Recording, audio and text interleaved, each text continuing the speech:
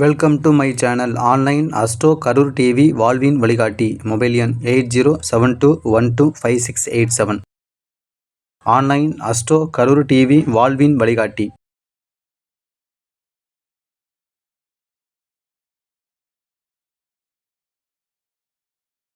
மேடையை அலங்கரிக்க வருகிறார் நமது 18வது மாதாந்திர கருத்தரங்கத்தின் சிறப்பு விருந்தினர் பிரகாஷ் ஐயா அவர்கள்.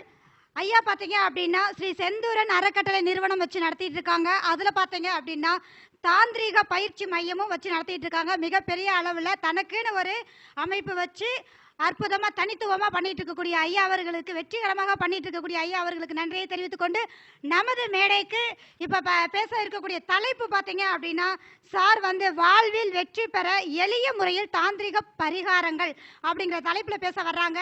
வருக வருக என வரவேற்கிறோம்.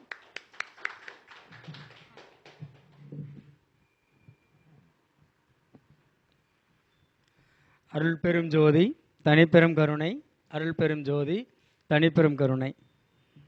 அனைவருக்கும் வணக்கம்.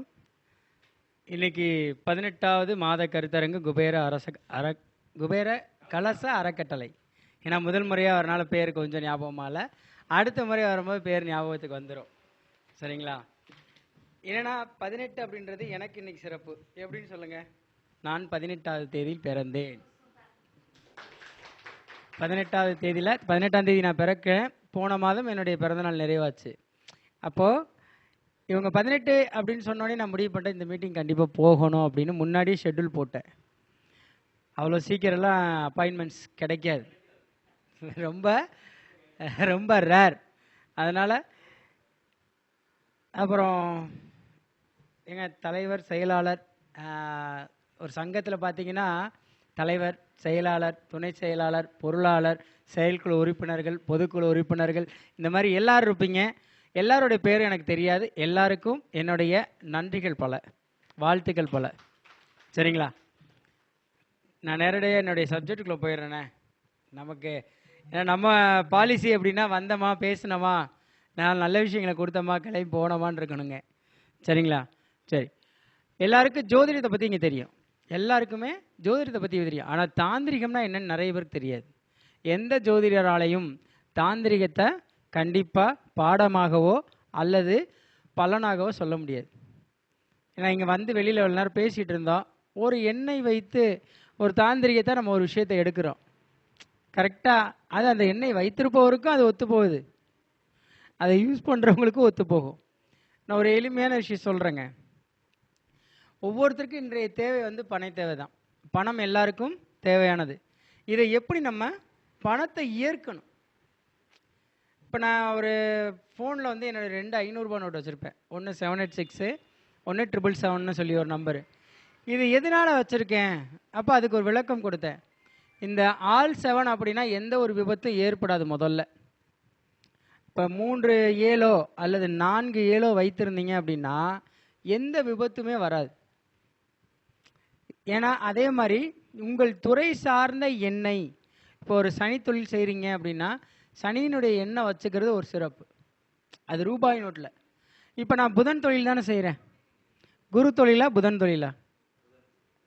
புதன் தான். நான் குருலாம் இல்லை, புதன் தொழில் தான் செய்கிறேன். அப்போ புதன் சம்மந்தப்பட்ட எண்ணெய் தானே வச்சுக்கணும். அதனால தான் நம்ம அதே மாதிரி மொபைல் அப்படின்னாலே இது என்னங்க, என்ன கிரகங்க மொபைல்? ராகு பிரம்மாண்டவனா? ராகுன்னு சொல்லிக்கலாம், புதனையும் சொல்லிக்கலாம். ராகு புதன். எனக்கு யோகி ராகு. அப்போது மொபைல் ஃபோனும் ஐ கிளாஸாக வச்சுக்கணும். நம்மளுடைய வாகனங்கள் எண்ணும் ஐ கிளாஸாக இருக்கணும். என்னுடைய 3 வாகனங்களுடைய எண்ணுமே பார்த்தீங்கன்னா எண்ணம் ஒத்து போய் தான் இருக்கும். என் ஜாதகத்தை ஒற்று போய் தான் இருக்கும். அதெல்லாம் என்னென்னா தாந்திரிகத்தை பூத்தி வச்சுருப்போம். சொன்னார் அவர் முன்னாடி 82 35 உங்கள் நம்பர் 18 அப்படின்னு சார் சொன்னார். ஆனால் உண்மை, இந்த வாகனம் எதுக்கு 18ஆம் நம்பரில் எடுத்து வச்சுருக்கேன் அப்படின்னா என்னுடைய பிறந்த அந்த எண்ணெய். இன்னொன்று 18 சித்தர்களையும் வணங்கக்கூடிய ஒரு நபர் நான், எல்லாரும் சொல்லுவாங்க. ஆனால் 18 சித்தர்கள்ட்டையுமே நான் டைரெக்டாகவே சதுரகிரி, கொல்லிமலை, சிறுமலை, மேகமலை இந்த மாதிரி இடங்கள்லாம் சித்தர்கள் வாழ்ந்த இடம்லாம் போயிருக்கேன். அது இல்லாமல் நார்த்தும் போயிருக்கேன். அகோரியாவும் என்னால் இருக்க தெரியும், சாதாரண ஐயராகவும் இருக்க தெரியும், சாதாரண ஜோசியராகவும் இருக்க தெரியும். 86 பூஜை முறைகளை கற்றுக்கிட்டு இருக்கேன். 1 2லாம் கிடையாதுங்க, 86 பூஜை முறைகளை கற்றுக்கொண்டவன். ஏன்னா அப்போ தான் தாந்திரிகத்தில் ஜெயிக்க முடியும், இல்லைன்னா ஜெயிக்க முடியாது. ஜோதிடம் உங்களுக்கு 18, நீங்கள் சொல்கிறீங்கல்ல, இந்த 18 இல்லை அப்படின்னா இந்த பிரபஞ்சமே இல்லை. 18 இல்லைன்னா பிரபஞ்சமே இல்லை. 8 ரஜினி ஒரு பாட்டில் சொல்லிப்பேன், 8 மனுஷ வாழ்க்கையை பிரிச்சுக்கோ, 8 மனித வாழ்க்கையை பிரிச்சுக்கோ அப்படின்னு. அது மாதிரி தான் பணம் எல்லாருக்கும் தேவையானது, எல்லார்ட்டையும் அந்த பணம் தங்கணும். நான் ஒர்க் பண்ணுறேன் அப்படின்னா எனக்கு ஒரு நாளைக்கு 1 லட்ச ரூபா வருமானம் வருதுன்னா என்னை சார்ந்தவங்களுக்கு அடுத்த வருமானம் வரணும். அதை எப்படி சொல்லி கொடுக்கணும், அதுதான் தாந்திரிகம் சொல்லி கொடுக்குற விஷயங்கள். நான் எல்லார்ட்டையும் சொல்கிறது என்னென்னா, சார் காலையில் எந்திரிங்க, அதிகாலை பிரம்ம முகூர்த்தத்தில் எந்திரிங்க. பிரம்ம முகூர்த்தத்தில் எந்திரிச்சா என்ன நடக்கும், உடல் ஆரோக்கியமாக இருக்கும், சுறுசுறுப்பாக இருப்பீங்க, அன்னைக்கு தொழில் செய்வீங்க. ஆனால் அந்த பிரம்ம முகூர்த்தத்தில் எந்திரிச்சு என்ன பண்ணணும்னு ஒன்று இருக்குது. பிரம்ம முகூர்த்தம் அப்படின்னாலே குருவில் தான் வரும். பிரம்ம முகூர்த்தம்னா குரு. அப்போது அரச மரம் குருவா? அரச மரம் குரு. யார் ஒருத்தர் காலையில் எந்திரிச்சு பிரம்ம முகூர்த்தத்தில் விநாயகர் அல்லாத அரச மரத்தை சுற்றிட்டீங்க அப்படின்னா உங்களுடைய பண தேவை பூர்த்தி ஆயிரும். ஏன் சார் எல்லா அரச மரத்துக்குள்ளேயும் விநாயகர் வச்சுருக்காங்க, நீங்கள் மட்டும் ஏன் விநாயகர் இல்லாத இடத்துல சுத்த சொல்கிறீங்க அப்படின்னா, குருக்கு எது யாருக்கு தேவை? குழந்தைகளுக்கு தேவை. படிக்கக்கூடிய குழந்தைகளுக்கு தேவை. குருக்கு எது? ஞானத்தை கொடுப்பவன் யாரு? குரு என்ன கொடுப்பாரு? பணத்தை மட்டும் கொடுக்க மாட்டார், நல்ல அறிவு, நிறைய கல்வி. இதெல்லாம் பெரிய கல்வி அப்படின்னாலே குரு தான். சிறிய கல்வி தான் புதன். எலிமெண்ட்ரி ஸ்கூல்னா புதன், காலேஜ் அப்படின்னும் போது குரு. அந்த மாதிரி தான் நம்ம எடுத்துக்கணும். அப்போது ஆளே அந்த விநாயகர் இல்லாத அரச மரத்தை சுற்றிட்டிங்கன்னா காலையில் பிரம்ம முகூர்த்தத்தில் கண்டிப்பாக பண வரவை உங்களுக்கு பூர்த்தி பண்ணிடும். சரிங்களா? ஒன்று. அதுக்கு அடுத்து வந்து பார்த்தீங்கன்னா, சரி இன்னும் எங்களுக்கு ஈஸியாக வேணும், ஒன்றும் இல்லை, வீடுகளில் அரச மர வேர் எடுத்து, அரச மர வேர், இந்த அரச மர வேர் என்ன பண்ணணும் அப்படின்னா 48 நாள் 48 நாள் குருவினுடைய மந்திரத்தை சொல்லி அந்த வேரை, சரிங்களா, பிலா மரம் கேள்விப்பட்டிருப்பீங்களே, பிலா மரத்தால் செய்யப்பட்ட பெட்டி வாங்கிக்கோங்க. ஒரு சின்னதாக ஒரு பெட்டி செஞ்சு அந்த பெட்டிக்குள்ள அந்த அரச மர வேரையும் ஒரு தங்க காயின் முடிந்தால், அப்படி முடியலை அப்படின்னா சிகப்பு கலரில் இருக்கக்கூடிய 5 ரூபா அந்த தங்க நிறத்தில் இருக்கக்கூடிய 5 ரூபா காயின், இல்லைன்னா பித்தளையில் ஒரு மெட்டல் சின்னதாக கட் பண்ணி அந்த வேரோடு வச்சு, சரிங்களா, உங்கள் பூஜை அறையில் பூஜை பண்ணுங்க. கண்டிப்பாக பண வரவு அதிகரிக்கும். ஏதாவது ஒரு ரூபத்தில் பணம் வரும்.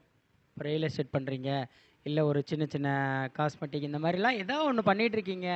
சார் டெய்லி சேலை வைப்பேன் சார், ஆனால் விற்காது சார். ஒரு பெண்கள்லாம் சொல்கிறீங்கல்ல, அப்போ சார் அவ்வளோ பெரிய அரச மர வேருக்கு நான் எங்கே சார் போகிறது? அரச மர வேருக்குன்னா கொஞ்சம் பக்கத்தில் ஒரு சின்னதாக 2 அடி குழி தோண்டிங்கனாலே அந்த வேர் போகிற இடம் தெரியும். சின்னதாக கட் பண்ணி எடுத்துகிட்டு வந்தால் கூட போதும். அந்த 48 நாள் அந்த குரு மந்திரத்தை சொல்லி அந்த வேரை நீங்கள் பூஜித்து உங்களுடைய பூஜை அறையில் வைங்க. கண்டிப்பாக பணம் வரக்கூடிய அமைப்பு ஏற்படும். சரி, இதுக்கு அடுத்து இன்னொரு பரிகாரம் கொடுப்போம் பணத்துக்காகவே. என்ன அப்படின்னா, வெற்றிலை எல்லாருக்குமே தெரியும். இந்த வெற்றிலை எடுக்கக்கூடாது, அதனுடைய தண்டு இருக்கும் பாருங்கள். வெற்றிலையினுடைய தண்டு அப்படின்னா இலையில் இருக்கக்கூடியது இல்லை, வளர்ந்து வரக்கூடியது. அந்த கொடி படருது இல்லை, அந்த வெற்றிலையினுடைய தண்டு ஒன்று எடுத்துக்கங்க. வெட்டி வேர் எடுத்துக்கங்க. வெட்டி வேறு, சரிங்களா, சாணார் வேருன்னு சொல்லுவாங்க. கேள்விப்பட்டிருக்கீங்களா? சாணார் வேர் கேள்விப்பட்டிருக்கீங்களா? இந்த 3 வேரையும் என்ன பண்ணணும் அப்படின்னா பன்னீரில் ஊற வச்சிடணும். வெற்றிலையோடைய தண்டும் இந்த 2 வேர்களும், சரிங்களா, பன்னீரில் ஊற வச்சு மஞ்சள் துணியில் கட்டி உங்கள் வீட்டினுடைய நிலவாசலில் வச்சுருங்க. உங்களோட வீட்டுக்குள்ளே வந்த பணம் வெளியில் போகாது. வீட்டுக்குள்ளே வந்த பணம் வெளியே போகாது. இதெல்லாம் வந்து நம்ம வேர்முறைகளை வந்து அன்றைக்கே நமக்கு சொல்லி கொடுத்துருக்காங்க, ஆனால் நம்ம அதை செய்வதில்லை. நான் சொல்லுவேன் அடிக்கடி, ஜோதிடத்தை ஜோதிடமாக பாருங்கள், தாந்திரிகத்தை மட்டும் கொஞ்சம் டிஃப்ரெண்ட்டாக பாருங்கள். எல்லாருக்கும் என்ன சொல்லுவோன்னா, 500 ரூபா டிக்கெட் எடுத்து போனால் அது தாந்திரிகம், அரை மணி நேரம் வரிசையில் நின்று போனால் ஜோதிடம். கரெக்டா? இதே என்னோட பாலிசி. சார் சொன்னார் நீங்கள் வேறு ரூட்டு அப்படின்னு. நாங்கள் எப்போவுமே வேறு ரூட்டு தான், எங்களோடலாம் கம்பேர் பண்ண முடியாது உங்களால். அந்த நிமிடம் அந்த இடத்துல பலன் எடுத்துகிட்டு போயிட்டே இருப்போம். இப்போ ஒரு கவுண்டர் இங்கே நேற்று திருப்பூரில் ஒரு கவுண்டருங்க, பெரிய கோடீஸ்வரர் தான். நேற்று நான் இங்கே வந்தேன்னு சொன்னேன். அவர் சொன்னார் ஒரு வார்த்தை, ஜி எப்போ நம்ம வீட்டுக்கு வர்றீங்க அப்படின்னாரு. இந்த கொங்கு மண்டல ஸ்லாங் இருக்குல்ல, எப்போ நம்ம வீட்டுக்கு வர்றீங்க அப்படின்னாரு. வந்துக்கிட்டே இருக்குங்கண்ணா, வந்துடுறேங்கண்ணா அப்படின்னேன். சீக்கிரம் வாங்க அப்படின்னாரு. நான் அவர் வீட்டுக்கு போகிறதுக்குள்ள ஒரு 10 ஃபோன் அடிச்சிட்டாரு. ஆர்வம் எதற்காக அப்படின்னா, நான் ஒரு ஆர்டர் அவர்கிட்ட சொல்லியிருந்தேன், உங்களுக்கு ஜனவரி மாதத்துக்கு அப்புறம் தான் உங்கள் கண்டெய்னர்லாம் மூவ் ஆகும், அது வரைக்கும் மூவ் ஆகாது அப்படின்ட்டு. நான் ஜனவரி மாதம் போன மாதம் அவருடைய 73 கண்டெய்னரும் எல்லா நாட்டுக்கு போய் சேர்ந்துருச்சு. ஆனால் அவருக்கு என்ன பரிகாரம் தெரியுமா சொன்னேன்? ஒரு கண்டெய்னர் செய்யுங்க, தர்மாகோல் ஷீட்டில் ஒரு கண்டெய்னர் செஞ்சு உங்கள் கையால் கண்டெய்னர் டிராயிங் பண்ணி காவேரி ஆற்றில் அந்த கண்டெய்னரை விடுங்க அப்படின்னு. பரிகாரம் எப்படி இருக்கு? கடல் மீது தான் கண்டெய்னர் போகணும், வேற வழி இல்லை. கப்பல் மேலே தான் ஏற்றி ஆகணும். அப்போ அவர் சொன்னார், என்கிட்ட ஒரு ஜோசியக்காரன் 10 லட்ச ரூபா கேட்டேன். 10 ரூபா தர்மாகோல்ல வேலையை முடிச்சிட்டேப்பா, ஏன்னா நாங்கள் மதுரைக்காரங்க சார். தர்மாகோலை தவறாக பயன்படுத்த மாட்டோம், சரியாக பயன்படுத்தணும். அப்போ அந்த கண்டெய்னர் பரிகாரம் அவருக்கு ரொம்ப பிடிச்சி போச்சு. அவர் எனக்கு ஒரு கிஃப்ட் ஒன்று பண்ணார் நேற்று. என்னன்னா, நான் எதிர்பார்க்கல, இன்னைக்கு தங்கம் விற்கிற வேலைக்கு தங்கம் வாங்கி கொடுப்பாங்களா? ஆனாலும் அவர் என்னை கடை கூட்டிகிட்டு போய் எனக்கு பிடிச்ச மாதிரி ஒரு பொருள் எடுத்து கொடுத்தாரு. அதுதான் நம்ம பலன் சொல்வது முக்கியமல்ல, எதுக்காக. ஒரு ஜாதகத்தை எடுத்தோடனே எல்லாரும் என்ன சொல்லிடுவாங்க, நான் தசாபதி ஓடிக்கிட்டு இருக்கு அப்படியான்னு ஒரு உருட்டிடுவீங்க. தயவு செய்து முதல்ல உருட்டுறதை நிப்பாட்டுங்க. அன்னைக்கு எடுத்தோடனே மங்களகரமாக ஆரம்பித்தார் திருமணத்தில். அண்ணன் 9ஆம் பாவம் ஆரம்பித்தார். இவங்கெல்லாம் எப்போவுமே ஒன்று தெரிஞ்சுக்குங்க, இந்த 7ஆம் பாவமோ 9ஆம் பாவம்லாம் பேசாதீங்க. ஃபஸ்ட்டு 11 2 பேசுங்க. எப்படி பிடிக்கும்? முதல்ல எதை பேசணும்? 11ஐயும் 2ஐயும் பேசணும். ஏன் 2 முன்னாடி சொல்லாமல் 11 முன்னாடி சொல்கிறேன்? பேங்க் பேலன்ஸ், லாபம். 11ஐ யார் முதலில் பேசுகிறார்களோ அவர்களே தலை சிறந்த ஜோதிடர். ஏன்னா நம்ம ஆரம்பிக்கும் போது என்ன பண்ணணும்? பணத்தோடு ஆரம்பிக்கணும். நான் என்ன ஆரம்பித்தேன்? எடுத்தோடனே அரச மரம் குருவோடு ஆரம்பிச்சேன்னா எனக்கு பெரும் பணம் தான் வேணும், சுக்கிரன்னு சொல்லக்கூடிய சிறு பணம் வேண்டாம். இப்படி தான் ஜோதிடத்தை கொண்டு போகணும். இதுதான் தாந்திரிகம். தந்திரமாக கிரகங்களை கையாள தெரிந்தவனே மிக சிறந்த தாந்திரிகவாதி. இது மந்திரம்லாம் கிடையாது, செய்வன ஏவல் பில்லி சூனியெல்லாம் கிடையாது. தந்திரமாக கிரகங்களை கையாளணும். கிரகங்களை ஏமாற்ற தெரிஞ்சவன் தாங்க தாந்திரிகவாதி. உண்மைதான். இப்போ பெஸ்ட் ஃபாலோவர் யாரு லைஃப்ல? நீங்க யாராவது பெஸ்ட் ஃபாலோவரா சொல்லுங்க. நீங்களே சொல்லுங்க, ஒருத்தரா சொல்லுங்க. சார் நான் பெஸ்ட் ஃபாலோவர் தாய் தந்தையருக்கு, என் குழந்தைகளுக்கு, என் மனைவிக்கு, என்னோட தொழிலுக்கு, கிரகங்களுக்கு. ஃபர்ஸ்ட் யாருக்கு பெஸ்ட் ஃபாலோவரா இருக்கணும்? பேரண்ட்ஸ். தாய் தந்தையரே எவர் ஒருவர் சரியாக ஃபாலோ பண்ணுறீங்களோ அப்போ நீங்கள் சிறந்த ஒரு மகனாக இருப்பீங்க. அதுக்கு அடுத்து உங்கள் மனைவி சிறந்த கணவனாக இருக்கணும். மனைவியை சரியாக ஃபாலோ பண்ணணும். 100 ரூபாய் செலவு பண்ணாதேன்னு சொன்னால் மனைவி 100 ரூபா கொடுத்தா எவ்வளோ திருப்பி கொண்டே கொடுக்கணும்? 90 ரூபா திருப்பி கொண்டே கொடுக்கணும். 10 ரூபா தான் செலவு பண்ணணும். ஏன்னா இன்றைக்கி இப்போ என் வீட்டில் அதான் கண்டிஷன் எனக்கு. ஏன்னா மனைவியை கரெக்டாக ஃபாலோ பண்ணணும். யார் ஒருவன் தன் மனைவி மதிக்கிறானோ அவனே ஜெயிச்சிருவான் லைஃப்பில். பெண்களுக்கு முதல்ல இம்பார்ட்டன்ட் கொடுங்கன்னு சொல்கிறேன். ஏன்னா அவள் தான் மகாலட்சுமி. அம்மா வந்துடுவாங்க. அம்மா வந்ததுன்னா என்ன பண்ணுவீங்க? அம்மாவை மறந்துட்டோம், நீ பொண்டாட்டி பேச்சை கேட்குறலாம் பேசுவாங்க. அதெல்லாம் காதுலேயே வாங்கிக்காதீங்க.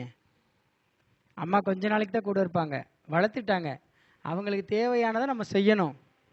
சாப்பாடு வாங்கி கொடுக்கலாம், அவங்களுக்கு உடுத்த உடை கொடுக்கலாம், இருக்க இடம் எல்லாம் ஏற்பாடும் பண்ணி கொடுக்கணும். ஆனால் கடைசி வரைக்கும் அம்மா வரமாட்டாங்க. கடைசி வரைக்கும் அம்மா நம்மளோட பயணிக்க மாட்டாங்க. அதே மாதிரி தான் ஒய்ஃபையுமே பார்த்தீங்கன்னா, சரி ஓகே ரைட்டு ஓகே எல்லாத்துக்கும் ஆமாஞ்சாமி போட்டால் நீங்கள் சூப்பர் ஸ்டாரு. ஆமாம் போடாமல் கொஞ்சம் எதிர்ப்பு தெரிச்சிங்கன்னு நீங்கள் அந்த இடத்துல என்ன ஆயிடுவீங்க? வில்லன் ஆயிடுவீங்க. அம்மாவுக்கும் ஆமாம் போடணும், மனைவிக்கும் ஆமாம் போடணும். அப்போ யார் ஒருத்தர் லைஃப்பில் கிரகங்களை இப்படி தான் எடுத்துக்கணும்.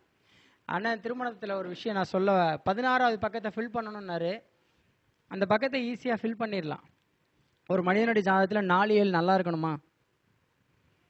அது ஆணாக இருந்தாலும் சரி, பெண்ணாக இருந்தாலும் சரி, 4 7 நல்லா இருக்கணும். 4 7 நல்லா இல்லைன்னா வாழ்க்கை நல்லா இருக்குமா? எல்லாருமே சொல்றது இருக்காது. 4 7 நல்லா இல்லைனாலே அவங்க 40 வருஷம் வாழ்வாங்க. 4 7 நல்லா இருந்தாலும் 40 வருஷம் வாழ்வாங்க. ஆனா இந்த இடத்துல எந்த கிரகத்தை முதன்மையாக வச்சுக்கணும்? சந்திரனை பாருங்க. 4லையும் 7லையும் சந்திரனுடைய நிலைமையை பாருங்க. என்ன நிலைமையில சந்திரன் இருக்காருன்னு பாருங்க. ஆட்டோமேட்டிக்கா அவங்கள திருமணத்துக்கு நம்ம சேர்க்கலாம். நான் பொருத்தமே இல்லைன்னு சொல்றேன்னு வச்சுங்களேன், பொருத்தம் எல்லாருக்குமே உண்டு. நட்சத்திரத்தை வச்சு தான் பொருத்தம் எடுத்தாங்க. அண்ணன் சொன்னார், அந்த காலத்தில் பேர்களை வைத்து பொருத்தம் பார்த்தார்கள்னு. நவீன கால பொருத்தம்னாரு. நவீன கால பொருத்தம்னா என்ன நினைக்கிறீங்க? 2 கிரகத்தை மட்டும் பாருங்க. ராகுவையும் செவ்வாயும் பாருங்க. ஜாதகத்தில் ராகு எப்படி இருக்காரு, செவ்வாய் எப்படி இருக்காரு? செவ்வாய் தோஷம் இருக்கு, ராகு தோஷம் இருக்குன்னா இது ரெண்டுமே தோஷமே கிடையாது. ஜோதிடருக்கு அதனுடைய உண்மை தெரியும். முதல்ல அந்த இதை மக்களுக்கு விளக்கமாக சொல்லுங்கன்னு தான் சொல்கிறேன். செவ்வாய் செவ்வாய் தோஷம்னா எதனால செவ்வாய் தோஷங்க அப்படின்னா, சென்சார் போட்டாலும் பரவாயில்ல, அதை ஓப்பனாக சொல்லிடுங்க, இதுதாங்க செவ்வாய் தோஷம், இதனால எந்த பாதிப்பும் கிடையாதுங்க. என்ன கொஞ்சம் இப்படி இருக்கும், அவங்களுக்கு கிடைக்க வேண்டியது கிடைக்காது. இந்த ரஜினி சொல்ல, கிடைக்கிறது கிடைக்காம இருக்காது, கிடைக்க வேண்டியது கிடைக்கிறது. அந்த செந்தியில் குழப்பி விடுவார்ல, அந்த மாதிரி குழப்பி விட்டுருங்க. ஆனாலும் அதில் ஒரு தெளிவாக சொல்லி அனுப்புங்க. ராகு இதே இல்லை அப்படின்னு சொன்னாலும் தவறு தான். யாரோட ஜாதகத்திலையும் 4 7 சந்திரனுடைய பாதை எப்படி இருக்குன்னு பார்த்தீங்கன்னா அவர்களை சேர்த்து விடலாம். நான் எப்போவுமே சொல்லுவேன், 6 கடந்தா 7, 6 கடந்தா 6ஆம் அதிபதி ஒருத்தனை கெட்டு போயிடுச்சு, திருமணமாகலை, திருமண தடையாக இருக்கான்னா இந்த 6 அக்கறையிலேருந்து அந்த அக்கறைக்கு போக சொல்லுங்க. 7ஆம் இடம் 6 கடந்தா 7. 6 சந்திரன், 6 சந்திரன். அதனால தான் சொல்ல, சந்திரன் நல்லா இருந்துச்சுன்னா 4 7 அவங்களுக்கு திருமணம் நடக்கும். சந்திரன் 4 7 நல்லா இல்லைன்னா திருமணம் தடையாகும். நிறைய ஜாதகம் பார்த்துருப்பீங்களே, 4ஆம் அதிபதி போய் 7ஆம் அதிபதி வீட்டில் இருப்பார், 7ஆம் அதிபதி போய் 4ஆம் அதிபதி வீட்டில் இருக்காரு, இதனால ஜாதகம் சரியில்லை அப்படி இப்படி நம்ம என்னென்னமோ சொல்லுவோம். சனியை வச்சு சொல்லுவோம், சூரியனை வச்சு சொல்லுவோம். ஆனால் சந்திரனை மட்டும் வச்சு சொல்லுங்க. ஒரு பொண்ணுக்காக இருந்தாலும் சரி, ஒரு பையனுக்காக இருந்தாலும் மனோகாரகனை வைத்து ஒரு பொருத்தம் பார்த்தீங்கன்னா கண்டிப்பாக அது சக்ஸஸ் ஆகும். ஏன்னா கணவன் மனைவிக்கு எது ரொம்ப முக்கியம்? மனம். தினப்பொருத்தம்னு சொல்கிறோம்ல, இந்த தினப்பொருத்துக்கு என்ன விஷயம் அப்படின்னா, தினம் பார்த்துக்கணும். இந்த ஹஸ்பண்டை அந்த ஒய்ஃபை தினமும் பார்க்கணும், தினமும் பேசணும், தினமும் பழகணும். அதுதான் தினப்பொருத்தம்னு சொல்கிறோம். அதில் தான் நம்ம யாரை பார்க்கணும்? சந்திரனை பார்க்கணும். சந்திரன் நல்லா இருக்காரா, தாராளமாக கல்யாணம் பண்ணி வைங்க. வேற எந்த கிரகம் நல்லா இருந்தாலும் சரி, நல்லா இல்லைனாலும் சரி, அவங்க பொழைச்சிக்கிருவாங்க. அடித்து உருண்டுனாலும் வாழ்க்கையை வாழ ஆரம்பித்து விடுவார்கள். 40 வருஷம் அந்த காலத்தில் அடித்தா கொண்டு போய் விட்டுட்டா திருப்பி கூப்பிட்டு வர மாட்டாங்க. அது அந்த காலம். இந்த காலம் அப்படிலாம் கிடையாதுங்க. பிள்ளைக்கு வாய் கூட, பையனுக்கும் வாய் கூட. கல்யாணம் பண்ண உடனே 1 மாதத்தில் டைவர்ஸ். காரணம் என்னென்னா, சரியான முறையில் அவங்களுக்கு தாம்பத்தியம் இல்லாதது தான். அதை எப்படி வச்சுக்கணும்னு தெரியாது, அதை எப்படி உருவாக்கணும்னு தெரியாது. இவங்களுக்குள்ளேயே என்னென்னா, கொஞ்சம் படித்ததுக்கப்புறம் கொஞ்சம் திமிரு வந்துடும். அந்த காலத்தில் பொம்பளை பிள்ளைகளை படிக்க வைப்பாங்களா? ஆனால் இந்த காலத்தில் பெண் சுதந்திரம், பெண்ணுக்காக எல்லாம் சொல்லி படிக்க வச்சிடுறீங்க. ஆனால் படித்ததை படித்ததோடு வைத்துக்கொண்டு நல்ல ஒரு லைஃப் அப்படின்னு வரும்போது கணவரோட சப்போர்ட் பண்ணி வாழணும். ஆனால் அது நிறைய பேருக்கு அது தெரியறதில்ல. சரிங்களா? ஆனால் சரி, நம்ம இதை மட்டும் பேசிட்டு இருந்தால் அப்படி பரிகாரத்தையும் சொல்லுவோமே. யாருக்கெல்லாம் கடன் அதிகமாக இருக்குது? அண்ணே சொன்னார், திருமணத்துக்காக வருவாங்க, கடனுக்காக வருவாங்க, குழந்தைக்காக வருவாங்கன்னு. ஆனால் இந்த கடன் பிரச்சனை எல்லாருக்கும் தான் இருக்குது, எனக்கும் தான் இருக்குது, எல்லாருக்கும் தான் கடன் பிரச்சனை இருக்குது. அதை நம்ம ஜோசியர் தீக்கிற மாதிரி இருந்தால் இன்றைக்கி ரேஷன் கடையில் கியூ நிற்கிற மாதிரி ஜோசியரோட வீட்டு வாசலில் ஆள் நிற்கும். கடன் எல்லாருக்குமே இருக்கணும். கடன் இல்லாமல் ஒருத்தன் வாழ்கிறானா அவன் பாவி, கடனோடு வாழ்கிறானா அவன் புண்ணியஸ்தன். கடனோட வாழ்ந்தானா அவன் புண்ணியம் பண்ணவன். ஏன்னா குழந்தை பிறக்கலை அப்படின்னா அவன் புண்ணியம் செய்தவன், குழந்தை பிறந்துருச்சுன்னா அவன் பாவம் செய்தவன். எப்படி? இந்த குழந்தைக்காக ஓடணும், சொத்து சேர்க்கணும், ஸ்கூல் படிக்க வைக்கணும். அதான் சொல்ல, தாலி கட்டணும், அடுத்து கரண்ட் பில் கட்டணும், அடுத்து வீட்டு வரி கட்டணும், அடுத்து எல்லாம் கட்டணும் கட்டணும் கட்டணும்னு சொல்லி கடைசி வரை கட்டிக்கிட்டே இருப்பான். அவன் பாவி. குழந்தை இல்லாதவன் புண்ணியசன். ஏன்னா அவனுக்கு அவ்வளோதான் ஜென்மம், கடைசி ஜென்மம். போடா நிம்மதியாரு, சம்பாரிச்சு சாப்பிட்டு அப்படியே சந்தோஷமா இரு. ஆனால் அவனிடமும் ஒரு தவறான ஒரு பாதை இருக்கு. குழந்தை இல்லாதவங்க முதல்ல தெரிஞ்சுக்குங்க. சொத்து சேர்த்து வச்சுட்டிங்களா, உறவினர்களுக்கு கொடுக்காம உங்கள் மனசுக்கு என்ன தோணுதோ அந்த மாதிரி செஞ்சுட்டு போயிருங்க. அதுதான் புண்ணியமாக கன்வெர்ட் ஆகும். நீங்கள் இந்த சொத்தை கொண்டே உங்கள் அண்ணன் பிள்ளைக்கோ தம்பி பிள்ளைக்கோ தங்கச்சி பிள்ளைக்கோ கொடுக்குறீங்க அப்படின்னா அது பாவ செயல். உங்கள் கர்மா மொத்தத்தையும் யார்கிட்ட கொடுத்துட்டு போகிறீங்க? அந்த உறவினர்கள், அந்த குழந்தைகளுக்கு கொடுத்துட்டு போகிறீங்க. அதனாலேயே மிகப்பெரிய பாவம் வரும். 4 அனாதை குழந்தைங்களுக்கு கொடுத்தீங்கன்னா புண்ணியத்தில் கன்வெர்ட் ஆயிரும், உங்கள் ஜென்மம் பூர்த்தி ஆயிரும். ஆனால் இவங்க என்ன பண்ணுவாங்க, கொண்டு போய் எனக்கு அப்புறம் யார், எங்கள் அண்ணன் பிள்ளை எடுத்துக்கிறோம், எனக்கு அப்புறம் என் தங்கச்சி பையன் எடுத்துக்கிடுவான். இது தவறான செயல் இல்லையா? அன்னதானம் போட்டு வாழ்க்கையில் சாகிற வரைக்கும் சாப்பாடை போட்டுரு. யாருக்கு கொடுக்க மனம் இல்லை அப்படின்னா சாப்பாடு போட்டுரு. ஆனால் அதை செய்யல மாட்டாங்க. இன்னைக்கு பிள்ளை இல்லாதவன் தான் 1 ரூபா கூட செலவு பண்ண மாட்டான். பிள்ளை இல்லாதவன் தான் பல 1000 கோடி ரூபா சொத்து வச்சுருக்கேன். எனக்கு தெரிஞ்ச ஒருத்தன் வேலை பார்க்குற அவனுக்கு ஒரு டீ வாங்கி கொடுக்க மாட்டான். எங்கள் ஓனருக்கு இவனுக்கெல்லாம் என்ன, நான்லாம் கல்யாணம் பண்ணி 3 மாதத்தில் பிள்ளை பெற்றுட்டேன், என்ன ஓனருக்கு ஒரு பிள்ளை கூட கிடையாது, எதுக்கு இப்படி சொத்து சேர்க்குறான்னு தெரில.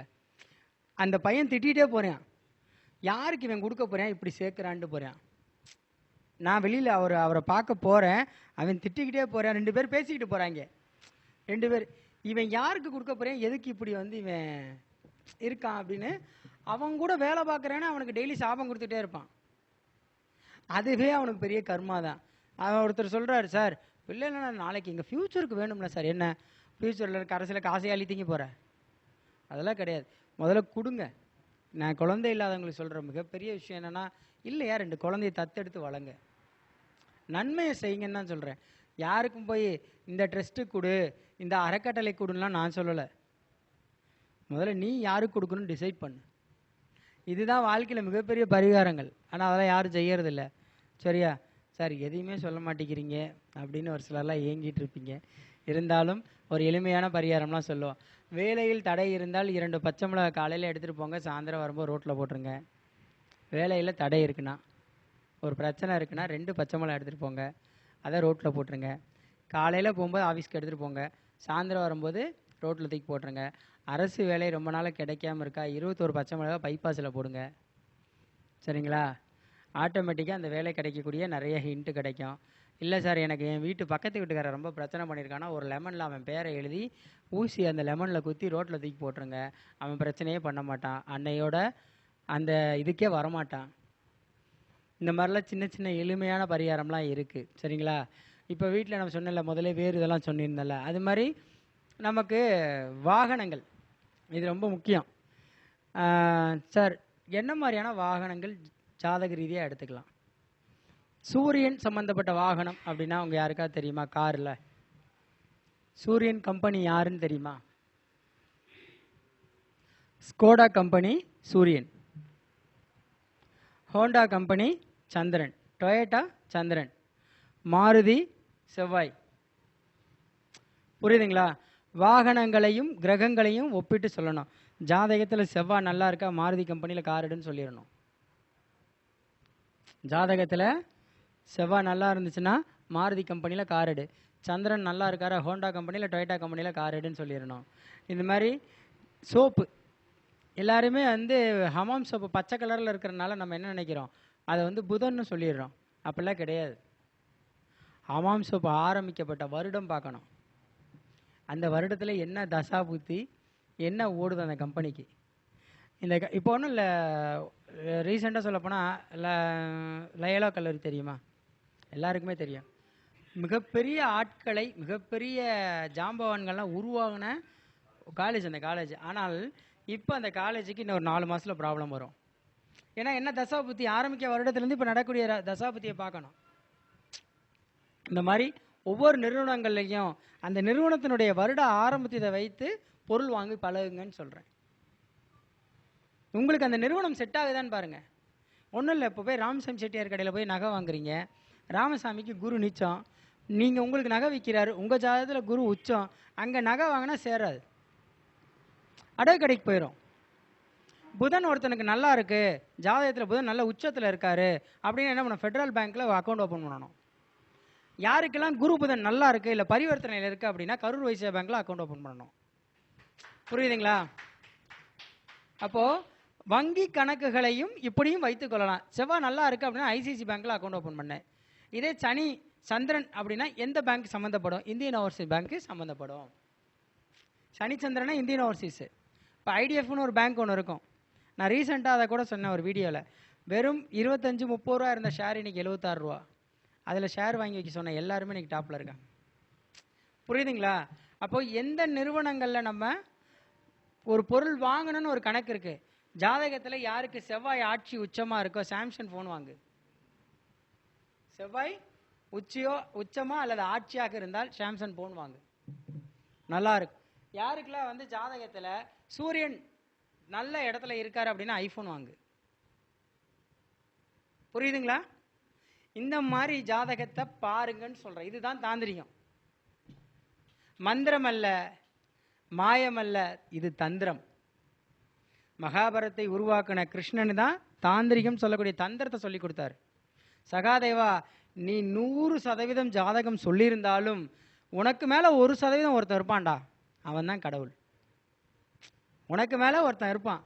என்னதான் நீ வந்து எதிரிக்கு நீ நல்ல விஷயம் சொல்லியிருந்தாலும் அதை மாற்றக்கூடிய சக்தி யார்கிட்ட, வல்லமை யார்கிட்ட இருக்கு? கிருஷ்ணர்கிட்ட தான் இருந்துச்சு. அமாவாசை பௌர்ணமியே அமாவாசை ஆக்கினாரா இல்லையா? இந்த திறமை, இதுதான் தாந்திரிகம். நான் சொல்லுவேன் எல்லார்ட்டையுமே, என்கிட்ட வர்ற கிளைண்ட்டிட்ட மேக்சிமம் பார்ப்பேன், ஓ செவ்வாய் நல்லா இல்லையா, அம்மா சிவப்பு கலரில் சோப்பு யூஸ் பண்ணுறீங்களாமான்னு கேட்பேன். ஆமாம் சார். எப்படி சார் சோப்பெல்லாம் கண்டுபிடிக்கிறீங்க அப்படின்னு வாங்க. புரியுதுங்களா? அப்போ என்ன பண்ணணும், செவ்வாய் நல்லா இருக்காரு அப்படின்னா சிவப்பு கலர் சோப்பு யூஸ் பண்ணலாம். ஆனால் செவ்வாய் கெட்டு போனால் என்ன பண்ணுவாங்க, அவங்க தான் சிவப்பு கலர் சோப்பு யூஸ் பண்ணுவாங்க. சூரியன் நல்லா இல்லை, சூரியன் சனி வீட்லேயோ அல்லது மகரத்துலேயோ அல்லது கும்பத்துலேயோ இருக்காருன்னு வைங்களேன், அவங்க தான் போய் ஸ்டேட் பேங்க்கில் அக்கௌண்ட் ஓப்பன் பண்ணியிருப்பாங்க. சார் சேவிங்ஸே இருக்க மாட்டேங்குது சார். எப்படி இருக்கும்? சூரியன் வீட்டில் போய் சனி வீட்டில் போய் சூரியன் இருக்கும்போது எப்படி பணம் வரும் உனக்கு? மண்டையில் என்ன, அப்பனுக்கே கிரகணம் பிடிக்குது. சனி பிறந்தா யாருக்கு கிரகணம் பிடிக்கும்? சூரியனுக்கு. அப்புறம் எப்படி அங்கே பணம் இருக்கும்? அப்போ இதை மாற்றிக்கணும். எந்த வீட்டில் சனி எங்கே இருந்தா உச்சம்,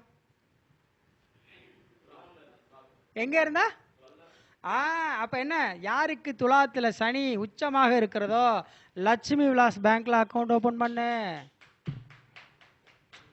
லட்சுமி விலாஸ் பேங்க் சுக்கரன் தானே, அது இப்போ டிஎஸ்பியா டிபிஎஸ்ன்னு மாற்றிட்டாங்க. ஆனாலும் அந்த பேங்க்ல அக்கௌண்ட் ஓப்பன் பண்ண டி வந்துருது இல்ல. புரியுதுங்களா? இப்போ புதன் எந்த வீட்டில் உச்சம், எந்த வீட்டில் உச்சம்? கன்னி வீட்டில். அப்போ புதன் சம்பந்தப்பட்ட பேங்க் யாரு? அது புதனும் குருவும். புதனும் குருவும். இந்த இடத்துல கன்னி வீடை எடுத்துக்கங்க, இந்த இடத்துல புதன் உச்சம், ஆனால் குருக்கு அந்த வீடு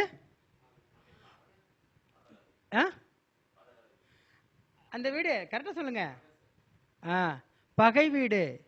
அப்போ எந்த பேங்க்ல புதன் உச்சமாக இருந்தால் அக்கௌண்ட் வச்சுக்கலாம். யார் சொல்றீங்களோ பரிசு கொடுக்குறேன். ஐயா பரோட்டாலாம் எனக்கு வைக்க தெரியாதுங்க. பேங்க் ஆஃப் பரோடா, ரைட், பேங்க் ஆஃப் பரோடா கிடையாது சரிங்களா, அதுக்கு ஒரு கிரகம் இருக்கு, பேங்க் ஆஃப் பரோடா சரிங்களா. அதெல்லாம் சூரியனும் செவ்வாயும் நல்லா இருக்கிறவங்க அந்த பேங்க்ல அக்கௌண்ட் ஓப்பன் பண்ணிக்கலாம். புரியுதுங்களா? எஸ்பிஐ பேங்க்கு சரிங்களா, என்ன நல்லா இருக்கணும் எஸ்பிஐ பேங்க்குக்கு, சூரியனுடைய பேங்க் அது. சூரியன் நல்லா இருந்தால் எஸ்பிஐ பேங்க்ல அக்கௌண்ட் வச்சுக்கலாம். புரியுதுங்களா? அதே மாதிரி இதை யோகியா கன்வெர்ட் பண்ணிக்கோங்க. எப்படிங்க யோகியா கன்வெர்ட் பண்ணிங்க? சார் கனரா பேங்க்கு, நான் அந்த கேள்விக்கு இன்னும் விடை நீங்கள் சொல்லலை, நான் வெயிட் பண்ணுறேன் சரியா. கனரா பேங்க்கில் அக்கௌண்ட் வச்சுக்கிட்டிங்கன்னா புதன் நல்லா இருக்கு, கனரா பேங்க்கில் அக்கௌண்ட் வச்சிட்டிங்கன்னா கண்டிப்பாக சக்ஸஸ். சொல்ல நீங்கள் சொல்லலாம், அதான் நான் சொல்லிட்டேன் ரைட். ஏன்னா கனரா பேங்க்கில் வச்சுக்கிறது நல்லது.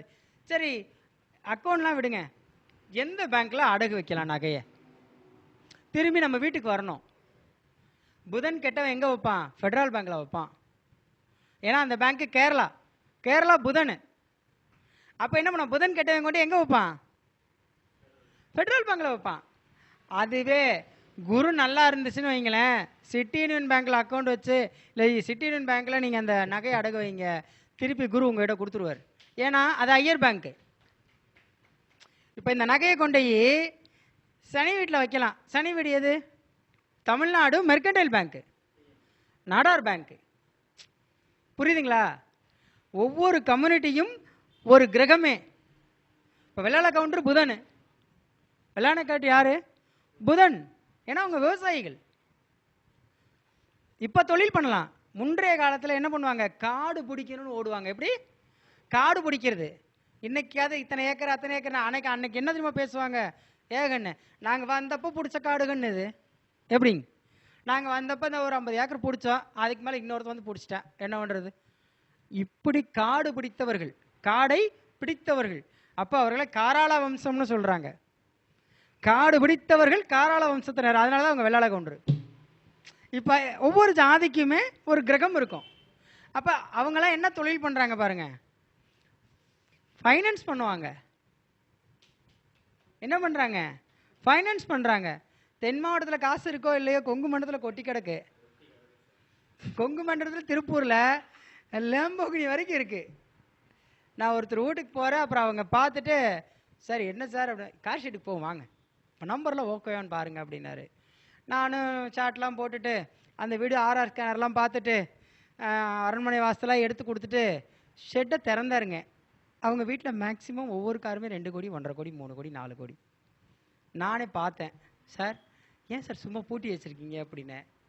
இந்த ரோட்டுக்குள்ளே செட் ஆகுமாண்ணே, என் பையன் ஆசைப்பட்டாங்க அதனால் வாங்கி வச்சுருக்குறாங்க. பையன் எங்கே இருக்காருங்க? யூஎஸில் இருக்காருங்க. அப்புறம் என்னத்துக்குங்க இதை வாங்கி வச்சுருக்குறீங்க? நாளைக்கு பேரை வந்து ஓட்டுவான்லங்க.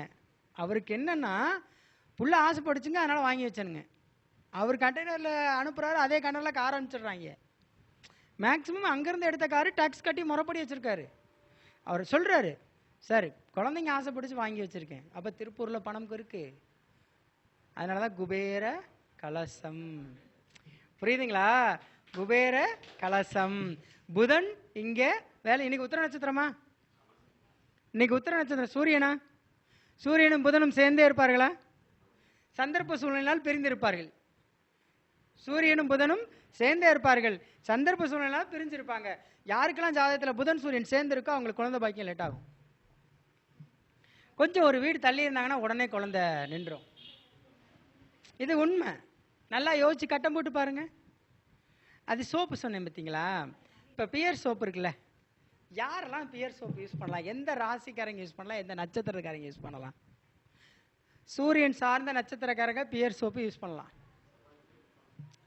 பண்ணலாம் சார். என்னன்னா கலர்களை வச்சு சோப்பில் முடிவு பண்ணிக்கணும். கலரை வைத்து முடிவு பண்ணிக்கணும். இப்போ 11:38 நேரத்தை வைத்து பலன் சொல்லணும். 11:38 நேரத்தை வைத்து பலன் சொல்லிட்டு போயிடணும். நீங்கள் பிருகநந்தி நாடியாக இருக்கட்டும், அல்லது என்கேவி சிஸ்டமாக இருக்கட்டும், இல்லை நிறைய சிஸ்டம் இன்னைக்கு புதுசாக உருவாயிருக்கு. எந்த சிஸ்டத்தாலையும் இந்த 27 நட்சத்திரத்தை மாற்ற முடியாது. எந்த சிஸ்டத்தாலையும் இந்த 18லேயே நிற்கிறேன் பாருங்க. 18வது மாத கருத்தரங்கன்றனால 12 ராசியும் மாற்ற முடியாது, 12 லக்னத்தையும் மாற்ற முடியாது. ஆனால் புதுசாக வேணால் கண்டுபிடிக்கலாம், அவ்வளோதான். இன்னைக்கு எல்லா ஊர்லேயும் எல்லா உருட்டும் இருக்கும். ஆனால் ஒரு சில உருட்டுக்கு மட்டும்தான் ஸ்பெஷல் இருக்கும். சாதா தோசைக்கு மசால் தோசைக்கு வித்தியாசம் இருக்கு. எல்லாமே மாவுல தான் வரும். இட்லிக்கும் பொடி இட்லிக்கும் வித்தியாசம் இருக்கு, ஆனால் அதுவும் மாவு தான். இதுதான் ஜோதிடத்தில் பாருங்க. இப்போ பரோட்டாலே 100 வகை வச்சிருப்பான், தோசையில் 50 வகை வச்சிருப்பான். நமக்கு என்ன பிடிக்குமோ அதானே சாப்பிட போகிறோம். தாந்திரிகத்தை பொறுத்த வரைக்கும் அதுதான். நமக்கு என்ன தேவையோ அது தாந்திரிகம் கொடுத்துரும். இதெல்லாம் இன்னைக்கு யாருமே கண்டுபிடிச்சலாம் சொல்றது இல்லை. கார் இந்த கம்பெனின்னு எந்த ஜோசிலாம் சொல்லி கொடுத்துருக்காங்களா? BMW கார் எடுக்கிறீங்கன்னு வைங்களேன், ஜாதகத்தில் என்ன கிரகம் நல்லா இருக்கணும்? BMW சொல்லுங்க சார். BMW கார் எடுக்கணும்னா நம்ம ஜாதகத்தில் எந்த கிரகம் நல்லா இருக்க வேண்டும்? மகரத்தில் கிரகம் இருந்தால் அவன் BMW கார் எடுக்கலாம். மகன் யாரோட வீடு? சனியோட வீடு. அதே வீட்டில் ஒரு திதி இருக்கு. என்ன திதி இருக்கு? பஞ்சமி திதி. என்ன திதி? பஞ்சமிதி யாருடைய வீடு அது? வாராகிக்கா? வாராகியினுடைய பஞ்சமி தானே. அப்போ பிஎம்டபிள்யூ காரு பஞ்சமி திதி என்று ஆரம்பிக்கப்பட்டது. அந்த வருடம் அந்த காரை வெளியில ரிலீஸ் பண்ணும்போது பஞ்சமி திதி. பஞ்சமி திதி வெற்றின்னு சொல்றோமா? எனக்கு மகரத்தில் 3 கிரகம், அதனால் பிஎம்டபிள்யூ கார் எடுத்தேன். ஃபேமஸ் ஆயிட்டேனா? புரியுதுங்களா? அப்போ பரிகாரங்கள் பண்ணிக்கிறத காட்டியும் நம்ம கட்டக்கூடிய வாட்சிலேயே பரிகாரம் இருக்கு. சூரியன் கெட்டு போனவன் வாட்சி கட்டாத, சூரியன் கெட்டு போனவன் வாட்சி கட்டாத. அதே மாதிரி ஸ்கூல் பிள்ளைகள்லாம் ரெட்டை சடை ரிப்பன் போடுறாங்கல்ல, இந்த ரிப்பனுக்கு ஒரு கலர் ஃபிக்ஸ் பண்ணியிருப்பாங்கல்ல, ரெட்டு, ஒயிட்டு, பிளாக்கு, ப்ளூ, இந்த மாதிரி ஒரு 5-6 கலர் செட் பண்ணுவாங்க. ஆனால் இந்த ரிப்பன் கட்டுறது அந்த பிள்ளைகளுக்கு நெகட்டிவ் கொடுக்கும். எப்படி? கேதுவா? முடி கேதுவா? நல்லா படிச்சுட்டு இருப்பா அந்த பொண்ணு. ஒரு 8th கரெக்டாக ஒரு 9th வரான்னு வைங்களேன், அவளுக்கு என்ன பண்ணிடுவோம்? ரிப்பனை கட்டி கேதுவை கட்டி வச்சுருவோம். ஊதா கலர் ரிப்பனை, ஊதா கலர் ரிப்பன், அந்த மாதிரி பாட்டு பாடிட்டு வேணுதான். அந்த மாதிரி ரிப்பனை கட்டி அந்த குழந்தையினுடைய கல்வியை தடை செய்வோம். ஆனால் என்ன பண்ணிக்கணும், அந்த ரிப்பனில் ஊதா கலரே கட்டுறீங்கன்னு வைங்களேன், ஒரு ஓரத்தில் அதை ரெட் கலராக ஒரு ஸ்கெட்ச் பண்ணிடணும். அந்த ஒயிட் ரிப்பன் கட்டுறீங்க அப்படின்னா அதில் ரெட் கலரை ஸ்கெட்ச் பண்ணிடணும். பண்ணிட்டால் அந்த கல்வி தடைபடாமல் இருக்கும். ஒரு பொண்ணு படிக்கலை, 11th, அடுத்து 12th வர்றா, அவளுக்கு நம்ம சொல்கிறோம். அப்போ அவளுடைய ரிப்பன் வந்து கலர் வந்தீங்கன்னா 2 கலரு, ஒன்று பிளாக்கு ஒன்று ஒயிட்டு. இந்த 2 கலர் ரிப்பனு, அந்த ஒயிட் கலரு அந்த ரிப்பன் கட்டிட்டு போகும்போது சொல்கிறேன், சந்திரனும் கேதுவும், கேதுவால் ஞானம் கிடைக்கும், சந்திரனால் மனம் தெளிவடையும். ஆனால் மனக்குழப்பத்தை கொடுக்கக்கூடியவனும் சந்திரனே, கேது தன் கல்வியை கெடுக்கக்கூடியவனும் கேதுவே. அப்போ இந்த பொண்ணுக்கு திடீர்னு படிப்பு கொஞ்சம் கொஞ்சமாக குறைஞ்சிட்டு வருது. என்னென்னு பார்க்கும்போது நான், சார் என்ன சார் பரிகாரம் பண்ணலாம் என் பொண்ணுக்கு அப்படின்னு கேட்குறாங்க. நான் ஒன்றுமே சொல்லலை, அம்மா அந்த ரிப்பனில் லைட்டாக க்ரீன் கலர் சேர்த்துக்குங்கன்னு சொன்னேன். பிளாக்கில் ஒயிட்டை சேருங்க, ஒயிட்டில் க்ரீனை சேருங்க, அந்த பொண்ணு நல்லா படிப்பான்னு. இதை அப்படியே கிரகத்தோட ஒத்து வச்சு பாருங்க, கிரகத்தோட அப்படியே டச் பண்ணி பாருங்க. இப்போ அந்த பொண்ணு நல்லா படிச்சுட்டா, காலேஜ் வந்துட்டா. இப்போ அவங்க நினச்சாங்க, இவ போகிற போக்கு ஃபெயில் ஆயிடுவோன்னு பயந்தேன் தம்பி, இப்போ நல்லபடியாக காலேஜுக்கு வந்துட்டா. ஆர்விஎஸ் இன்ஜினியரிங் காலேஜ் இங்கே இருக்குது பார்த்தீங்களா, அது சூலூர், அந்த காலேஜில் தான் படிக்கிறேன். அப்போது இதே பசங்களுக்கு, பொண்ணுங்களுக்கு ஜடை ரிப்பனை வச்சு சொல்கிறோம், பசங்களுக்கு எதாவது வச்சு சொல்லலாம். வாட்ச் மட்டும் இல்லை சார், இன்னொன்றும் பண்ணுவாங்க சட்டை. என்னென்னா சட்டையில் வந்து பார்த்தீங்கன்னா அவங்களுக்கு என்ன சிம்பிள், இந்த பேக்கெட் இருக்குது பார்த்தீங்களா, உள்ளே என்ன பண்ணணும்னா ஒரு சிம்பிள் போட்டுடணும். இப்போ ஒவ்வொரு நட்சத்திரத்துக்கும் ஒரு சிம்பிள் சொல்லியிருப்பாங்கல்ல, ஒரு 27 நட்சத்திரத்துக்கு 27 குறியீடு இருக்கும். இப்போ மான் தலை வந்து யாருக்கு? மிருகசீரிஷமா? இந்த மாதிரி ஒவ்வொரு இதுக்கும் ஒரு இது இருக்கும். அப்போ என்ன பண்ணணும்னா மான் தலை உள்ள கம்பெனியில் சட்டை எடுத்து கொடுக்கணும். இப்போ ராம்ராஜ் வந்து பார்த்தீங்கன்னா இது எப்படி இருக்கு, இந்த சிம்பிள் நெற்கதிரி மாதிரி இருக்கா? ராம்ராஜ் அப்படின்னாலே சந்திரன். நான் ஏன் வந்து ராம்ராஜ் யூஸ் பண்ணுறேன், எனக்கு ஜாதகத்தில் சந்திரன் நல்லா இருக்கிறனால ராம்ராஜ் யூஸ் பண்ணுறேன். இப்போ ஹோண்டா கம்பெனி நான் சந்திரன் சொன்னேன்னா, சந்திரன் ஹோண்டா கம்பெனி கார் வச்சுருக்கேனா? இப்படி ஒரு ஜாதகத்தில் ஒரு பையனுக்கு, அந்த ஆண் குழந்தைக்கு எந்த கிரகம் வீக்காக இருக்கோ அந்த கிரகத்தை சரி பண்ணணும் அப்படின்னா என்ன மாதிரி ஆடைகளை மாற்றணும் அவனுக்கு. இந்த சுக்கிரனை சரியாக மாற்றி விட்டிங்கனாலே லைஃப் மாறிடும். இன்றைக்கெலாம் அதெல்லாம் யாருமே பார்க்கல சார், அன்றைக்கெலாம் நாங்கள் எதுவுமே பார்க்கல, இன்றைக்கி நீங்கள் என்ன புதுசு புதுசாக சொல்கிறீங்க. ஆமாம், 100 வருடம் கடந்து விட்டால் ஒரு நிறுவனம் ஸ்டாண்டர்ட் ஆயிரும். பேங்க் வந்து நடத்தணும்னா 100 வருஷம் இருக்கணுமா? ஒரு பேங்க் நடத்தணும்னா 100 வருஷம் இருந்தால் தான் லைசன்ஸே கொடுப்பாங்க, இல்லைன்னா கொடுக்க மாட்டாங்க. அந்த மாதிரி தான் ஒரு பிராண்டு அப்படின்னா அது ஒன்றும் இல்லை. ஓட்டோ கம்பெனி எல்லாருக்குமே தெரியும், எத்தனை வருஷமாக இருக்குது நமக்கு தெரிஞ்சு? ஒரு 50 வருஷமாக இருக்கா? 40-50 வருஷமாக இருக்கும். ஆனால் இந்த கம்பெனியில் வந்து யாரெல்லாம் சட்டை எடுக்கலாம்? ஓட்டோ, ஓடு திரும்பி வராத அர்த்தம். எப்படி? ஓடு திரும்பி வராத. ஓட்டோ கம்பெனியினுடைய அர்த்தம் என்னன்னா ஓடு திரும்பி வராத. அப்போ விற்பனை ஆகட்டும், திரும்பி வரக்கூடாது. அன்னைக்கே நியூமராலஜி பார்த்து எண்கணிதம்லாம் பார்த்து தானே பேர் வச்சுருக்காங்க. 40 வருடத்துக்கு முன்னாடியே எண்கணிதம் நியூமராலஜிலாம் இருக்குல்ல, ஆனால் நமக்கு தெரியாது. நார்த்தில் பயன்படுத்தக்கூடிய எந்த விஷயத்தையும் நம்ம இங்கே தமிழ்நாட்டில் பயன்படுத்துறதில்ல. எளிமையாக ஒரு பரிகாரத்தை கொடுக்கணும் அப்படின்னா இந்த மாதிரி கொடுங்கன்னு தான் சொல்கிறேன். ஜோதிடமாக நான் இப்போ சார் உங்களுக்கு முடக்கு ராசி இந்த கோயிலுக்கு நீங்கள் போகணும், இன்மையில் நன்மை தருவார் கோயிலுக்கு போகணும் அப்படின்னா சென்னையிலேருந்து இன்மையில் நன்மை தருவார் கோயிலுக்கு போகிறதுக்கு ட்ரெயின் டிக்கெட்டு ஒரு 1000 ரூபா, ரிட்டர்னு ஒரு 1000 ரூபா, அங்கே ஒரு 2000 ரூபா செலவாகும், கொஞ்சம் ஒரு 10,000 ரூபா செலவாகும்ல. அப்போது புதன் கேட்ட நட்சத்திரத்தில் இன்மை நன்மை தருவார். அப்போ புதன் முடக்கு அப்படின்னா என்ன பண்ணிக்கலாம்? புதன் சம்மந்தப்பட்ட விஷயங்களை ஆக்டிவேட் பண்ணிக்கலாமா? சின்ன குழந்தைங்கள்லாம் புதன் தானே, மழலை செல்வங்கள் புதன் தானே. அப்போ அவங்களுக்கு நம்ம உணவு தானம் கொடுக்கலாம், உடை தானம் கொடுக்கலாம், இல்லை ஒரு பேப்பர் பென்சில் பேனா இந்த மாதிரி விஷயங்களை வாங்கி கொடுக்கலாமா? உன் முடக்கு நிவர்த்தி இப்படி செய்து கொள்ளுன்னு தான் சொல்கிறேன். இது என்னோட பாலிசி. செப்பல் கொடுக்கலாம் சார், என்ன இந்த மாதிரி செஞ்சுக்கங்கன்னு தான் சொல்கிறேன். கடவுள் வந்து பாருங்க பாருங்க பாருங்கன்னு யாரையும் சொல்ல மாட்டார். அர்ச்சனை பண்ணுங்க பண்ணுங்கன்னு யார்ட்டையும் கேட்க மாட்டார். தேங்காய் பழம் அவர் சாப்பிட்டாருன்னா பரவாயில்ல, அவர் சாப்பிட மாட்டார். நான் ஏன் எல்லாரையும் உண்டியலில் காசு போட வேணான்னு சொல்லுவேன்னா, உங்கள் பணத்தை செல்வத்தை ஏன் போய் முடக்குறீங்கன்னு கேட்குறேன். உண்டியல் மறைமுகமாக இருக்குமா? 8ஆம் இடம் மறைவு ஸ்தானமா? உங்கள் செல்வத்தை கொண்டு எங்கே மறைக்கிறீங்க? மறைச்சு வச்சுறீங்கல்ல. என்றாவது ஒரு நாள் சூரியன் திறந்து அதை அள்ளிட்டு போயிடும். சூரியன் யாரு? அரசு. ஏன் பணம் கொடுக்குறீங்க? ஒரு கோயில் கொடை அப்படின்னா அன்னதானம் பண்ணுங்க, தப்பே இல்லை.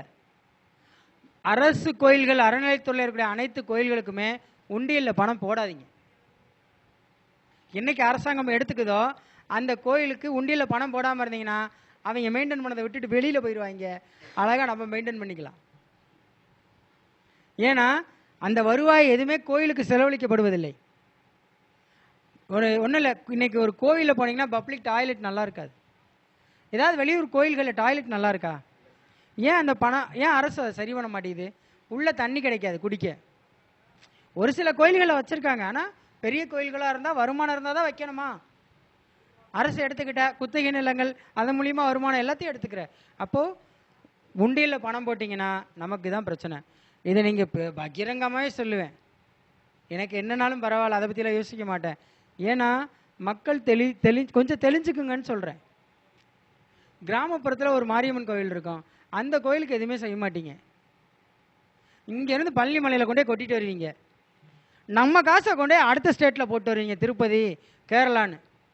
நம்ம ஊரில் எத்தனை சிவன் கோயில் இருக்குது, எத்தனை பெருமாள் கோயில் இருக்குது, அதெல்லாம் ஏன் பராமரிக்க மாட்டேங்கிறீங்க? எப்போ நம்ம பணத்தை கொண்டு இன்னொரு ஸ்டேட்டில் போட்டிங்கன்னா அந்த ஸ்டேட் தான் டெவலப் ஆகும், நம்ம ஸ்டேட் டெவலப் ஆகாது. கோயிலுக்கு ஒருத்தர் 20 லட்ச ரூபாய் மதிப்புள்ள சாரி இப்போ திருப்பதி ஏழுமலையான கொடுத்தாரு. பாவம், திருப்பதி ஏழுமலையில் காசே இல்லை, ரொம்ப கஷ்டப்படுறாரு பாவம். பத்மாவதி தாயாருக்கு ஒரு சேலை கூட வாங்க முடியல போலக்கு. புரியுதுங்களா? ஆனால் திருப்பதியில் அந்த அவர் பயன்படுத்தின துணி வந்து 2 லட்சம் 3 லட்சம். ஏழுமலையான் பயன்படுத்தின துணி. புரியுதுங்களா? அப்போ நம்மளுடைய முட்டாள்தனம் என்னென்னா, ஜோதிடத்தில் ரொம்ப நம்பிக்கையாக இருக்கணும், ரொம்ப அவநம்பிக்கையாகவும் இருக்கணும். 100% ஜோதிடம் செல்லாது. 50% விஞ்ஞானம், 50% ஜோதிடம். எப்போவுமே நான் எல்லாருக்கும் சொல்கிறது அதான். 100% உள்ளே விழுந்துட்டு நான் அதை செஞ்சேன் இதை செஞ்சேன் எனக்கு வரலைன்னு சொல்லாதீங்க. முதல்ல உங்களை நீங்கள் எளிமையாக மாற்றிக்கிங்கன்னு சொல்கிறேன். இல்லை அப்படின்னா ஜெயிக்கவே முடியாது. நான் ஒவ்வொரு விஷயத்துலையுமே பார்த்து பண்ணுவேன். என்னென்னா, நம்ம ஜாதகத்தில் மொத்தமே 12 கட்டம் தான். 12 கட்டம் தான். நவகிரகங்கள் 9 தானே. ஆனால் நான் 10ன்னு சொல்லுவேன். மாந்தியை சேர்த்துக்குங்க. மாந்தியை முன்னாடி வச்சு ஒரு விஷயம் பாருங்களேன், மாந்தி உங்ககிட்ட பேசும். என் குருநாதர் சொல்லி கொடுத்தது என்னென்னா, தம்பி 9 நவகிரகம் முக்கியம் இல்லடா தம்பி, இந்த பிரேத காரகனை முன்னிறுத்தி நீ ஜாதகத்தை புக் எடுத்து பாரு, கண்டிப்பாக ஜெயிச்சிருவேன். நம்ம கேட்கக்கூடிய கேள்விகள் அனைத்தும் கரெக்டாக இருக்கும். 11 மாந்தி இருந்தால் என்ன பலன் யாருக்காவது தெரியுமா? உங்களுக்கு மாந்தி எங்கே இருக்கு? 9ஆம் இடம் என்ன சாணம்? 9ஆம் இடத்துல மாந்தி இருக்கு. பேர், புகழ், பாக்கியம், தந்தை அப்படின்னு சொல்றாருல, அந்த இடத்துல இன்னொரு ஸ்தானம் இருக்குல்ல, என்ன இருக்கு? யார் சொன்னது? தாத்தா. புரியுதுங்களா? அந்த 9ஆம் இடத்துல யாருக்கெல்லாம் மாந்தி இருக்கோ அவருடைய தாத்தாவுடைய கர்மா அவங்களுக்கு வரும். வந்திருக்கா? புரியுதுங்களா? எப்போவுமே மாந்தியை முன்னோர்களோட ஒப்பிட்டுக்குங்கன்னு சொல்கிறேன். அப்புறம் 5ல் மாந்தி யாருக்கா இருக்கா? இங்கே 6ல் 7ல் உங்களுக்கெல்லாம் மாந்தி எங்கே இருக்கு?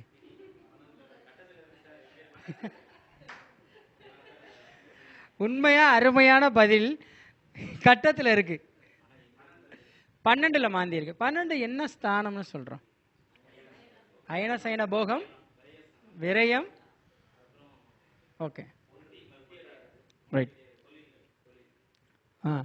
இவருக்கு 12ல் மாந்தி. எந்த கேமரா வாங்கினாலும் ஃபர்ஸ்ட் பிரச்சனை வரும். புரியுதுங்களா? அப்ப என்ன கம்பெனியில் கேமரா வாங்கணும்? என்னைக்கா யோசிச்சிருக்கீங்களா?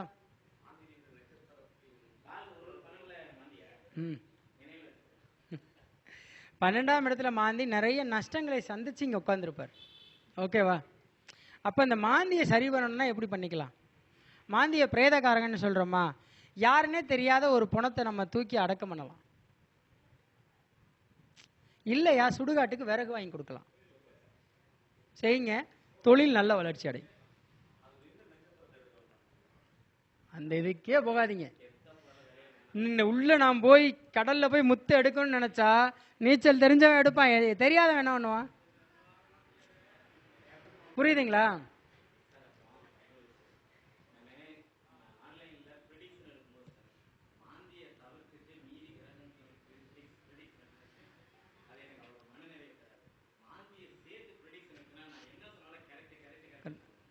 புரியுதுங்களா? மாந்தியை வைத்து பலன் சொல்ல பழகிக் கொள்ளுங்கள், கண்டிப்பாக வாழ்க்கையில வெற்றி பெறலாம். உண்மை. மாந்தியை விட்டுறாதீங்க. மாந்தியை விட்டுட்டீங்க, பலன் வரவே வராது. நிறைய பேருக்கு எல்லாரும் என்ன சொல்லுவாங்க, சார் நான் அதை பண்றேன் இதை பண்றேன் அப்படியா இப்படியா, நான் எந்திரம் மந்திரம் தந்திரம் எல்லாம் பண்ணுவேன்.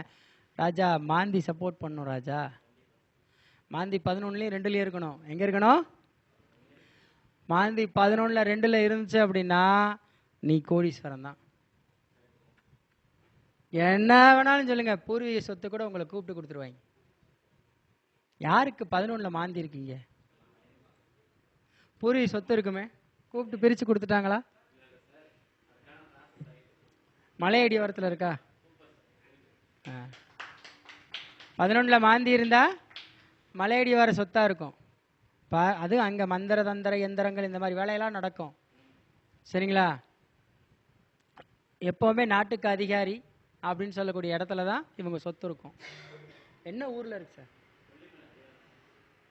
நாட்டுக்கு அதிகாரி மாசிபுரி எண்ணெய் கொல்லிமலை ஆரியூர் நாடு. சரிங்களா? நாட்டுக்கு அதிகாரி. அப்ப இப்படி எடுக்கலாம் ஜாதகத்தை. கொல்லி பாவை 8 கை அம்மன், அதுக்கடுத்து அரப்புலீஸ்வரர். இந்த 3 தெய்வம் தான் அந்த கொல்லிமலையினுடைய எல்லாமே. ஆகாச கங்கையில் குளிச்சுட்டு, ஆகாச கங்கையில் முதல் நாள் குளிச்சுட்டு நேராக அரப்புலீஸ்வரை பார்த்துட்டு வந்தாலே இன்னொன்று தெரிஞ்சுங்க, ஈசானியம் கெட்டு போனவன் ஆகாச கங்கையில் குளிச்சா ஜெயிச்சிருவேன். வாஸ்துல வீட்டில் ஈசானியம் கெட்டு போச்சா, ஆகாச கங்கை போ, கண்டிப்பாக உனக்கு தீர்வு கிடச்சிடும். ஏன்னா ஈசான மூலையில் தான் அந்த நீர் விழுகும். 1000 படிக்கட்டு பரவாயில்ல, நான் ஏறி இறங்கி எனக்கு இப்போ ஒரு வாரமாக இப்போ தான் கால் வலி சரியாக இருக்குது. ஏன்னா ரொம்ப வருஷத்துக்கு அப்புறம் ஏறி இறங்கினேன். அங்கே போனீங்கன்னா கண்டிப்பாக சக்ஸஸ் ஆயிடுவீங்க. பலன்களை அப்படி நடந்துக்கிட்டே எடுங்க, சும்மா ரோட்டில் போகும்போது எடுங்க. ரோடு ராகு, ரோடு ராகு, காலு சனி, சனி ராகு. எப்போவுமே சண்டைக்காரங்களா? ஒன்று இவன் நம்மளை கஷ்டப்படுத்துவான், இல்லை அவனை நம்ம கஷ்டப்படுத்துவோம். செப்பல் போட்டு நடப்போம், கால் சுடாது. செப்பலை கழட்டி நடந்து பாருங்க, ராகு வேலை செய்யறானா? புரியுதா? ஒன்று அவனை போட்டு நம்ம தேயின்னு தேய்ப்போம், இல்லைன்னா அவன் நம்மளை தேய்ச்சிருக்கான். பாதுகாப்புக்கு தான் சொல்லியிருக்கான், ராகுவிடமிருந்து நீ தப்பித்துக் கொள்ளணும்னா செப்பல் போட்டுக்க. முள்ளு குத்துறது, முள்ளுவே ராகு தான். எங்க குத்துறான் அவன்? பாதத்திலாம் குத்துவான். அப்ப ராகு தன் வேலை சரியா செய்யணும்னு நினைப்பான். முள்ளு குத்துதுன்னா உனக்கு ஏதோ நஷ்டம் வரப்போகுதுன்னு தெரிஞ்சுக்க. காலில் ஒரு முள்ளு குத்துதுன்னா ஒரு 1000 ரூபாயா 500 ரூபாயா நஷ்டம் வருதுன்னு தெரிஞ்சுக்க. ஒரு கிளைண்ட்டை நான் ஓய மாதிரி பரிகாரத்துக்கு அனுப்புகிறேன். 3 தடவை ஒரு காலில் சாம்பார் கீழே சுடு சாம்பார் உழுவுது காலில். அப்போ அவர், சார் காலில் 3 தடவை அந்த சாதுக்களுக்கு கொடுக்க முடியாமல் சாம்பார் கொட்டுது அப்படின்னார். அவர் வந்தார், சின்ன ஒரு துரு ஏறி 2 லட்ச ரூபா செலவு ஹாஸ்பிட்டலில். முன்னாடியே காட்டுதா? சாம்பார் யாரு? செவ்வாய். துவரம் பருப்பில் தானே சாம்பார் வைக்கிறோம். செவ்வாய். செவ்வாய்னா நோய். அப்போ காலில் விழுகுது. அப்போ இவனுக்கு காலில் ஒரு பிரச்சனை வரப்போகிறதா இந்த கிரகம் முன்கூட்டியே தகவல் சொல்லுதா இல்லையா? புரியுதுங்களா? அப்போது இப்படி நம்ம அதுக்கு என்ன பண்ணிக்கணும் அப்படின்னா, காலில் ஏதோ பிரச்சனை வரப்போகுது, அப்போ கால்னா சனி, சனி பகவானுக்கு நம்ம என்ன பரிகாரம் பண்ணிக்கலாம், இப்படித்தான் யோசிக்கணும்னு சொல்கிறேன். ஆழமாக நீங்கள் டெப்த்தாக ஜோதிடத்துக்குள்ளே இருந்தீங்கன்னா ஒன்றுமே பண்ண முடியாது. வர்ற கிளைண்ட்டுக்கு எடுத்து என்ன சொல்லுவீங்க? கோச்சார ரீதியில் அப்படின்னுவீங்க. ஏதாவது புரியுமா? 4ஆம் அதிபதி 8ஆம் வீட்டில் இருப்பதால் உங்களுக்கு இந்த மாதிரி நிகழ்வுகளெல்லாம் இருக்கும். அவன் எல்லாத்தையும் ஊன்னு கேட்டு சாமி என்ன சாமி பண்ணலான்னு கேட்பேன். நமக்கு எப்படி இருக்கும்? சோழியை முடிச்சிருவானா? எல்லாத்தையும் கேட்பேன். ஆமாம் சாமி, அதெல்லாம் இந்த பக்கத்துலேருந்து அங்கே இந்த பக்கம் மதுரை பக்கம் வந்து ஏப்பாயே இந்த மாதிரிலாமா நடக்கும் அப்படின்னா நம்ம தென் மாவட்டத்தில் அப்படியா, அது என்னமோ தெரியலையாப்பா. ஏன் ஆமாம், எங்கள் சியானுக்கு 6 கொண்டாட்டியாப்பா. 6ஆ? நம்ம அப்போ நமக்கே ஒரு ஷாக்கிங்காக இருக்கும். ஒரு சில விஷயங்களை கண்டுபிடி சொல்லுவோம். அவங்க கேட்குற தோரணையே பார்த்தீங்கன்னா கடைசியில் என்ன பண்ணுவாங்க, எல்லாம் சரி சாமி என்ன பண்ணுறதுன்னு சொல்லுங்க. அப்போ இவ்வளோ நேரம் நான் என்ன புளி போட்டு விலைக்கு பிரயோஜனம் இல்லைல்ல, மறுபடியும் அந்த பித்தளை பாத்திரத்தை விளக்கணும் நான். அப்போ எடுத்தோடனே என்ன பண்ணிடணும், வந்தோடனே ஜாதகத்தை பார்த்துட்டு நெகட்டிவ் சொல்லாமல் பாசிட்டிவ் சொல்லிவிட்டு இந்தந்த டைம் இதை பரிகாரம் பண்ணிக்கோங்க, போயிட்டு வாங்கன்னு அனுப்பிச்சிடணும். 4 தம்பிகளா, தாய் மாமன் சரியில்லையா அப்படிலாம் கேட்கக்கூடாது. நம்ம கேட்குறனால என்ன நினைக்கிறாங்கன்னா, எல்லாத்தையும் சொல்லிடுறாங்க, நடந்ததெல்லாம் சொல்லிடுறாங்க. நடந்ததை சொல்வது ஜோதிடம் அல்ல, நடக்க போவதை சொல்வதே ஜோதிடம். உண்மையா இல்லையா?